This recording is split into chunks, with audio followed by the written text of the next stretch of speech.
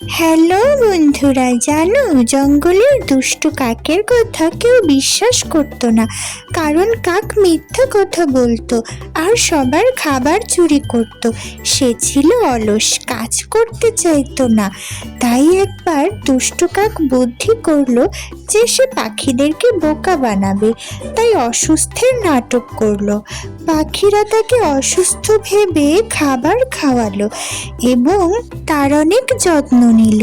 টিয়া পাখি ভাবলো যে সে সত্যি সত্যিই অসুস্থ, তাই তাকে অনেক খাবার খাওয়ালো। তখন দুষ্টু কাক বলল সে নাকি অসুস্থ, আসলে পাখিদের কাছ থেকে খাবার খাওয়ার জন্য সে অসুস্থের মিথ্যে নাটক করছিল। কিন্তু টিয়া পাখি সেটা বুঝতে পারেনি। বন্ধুরা, দুষ্টু কাক টিয়া পাখি চলে গেলে মনে মনে প্রচুর হাসাহাসি করলো। আর টিয়া পাখি জঙ্গলের সব পাখিদেরকে গিয়ে দুষ্টু কাকের অসুস্থ হওয়ার খবরটা জানালো। সব পাখিরা মিলে সিদ্ধান্ত নিল তারা কাককে খাবার দিবে এবং কাকের যত্ন আত্তি করবে, তাকে সুস্থ করে তুলবে।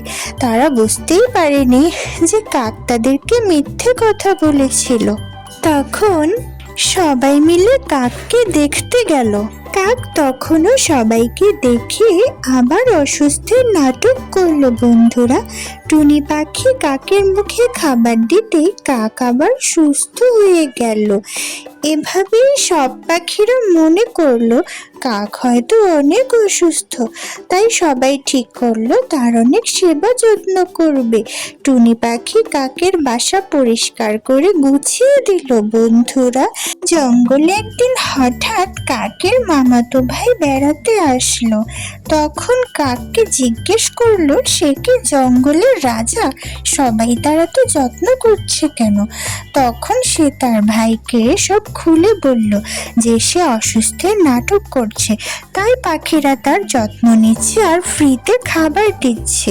টিয়া পাখি লুকিয়ে সব শুনতে পেল।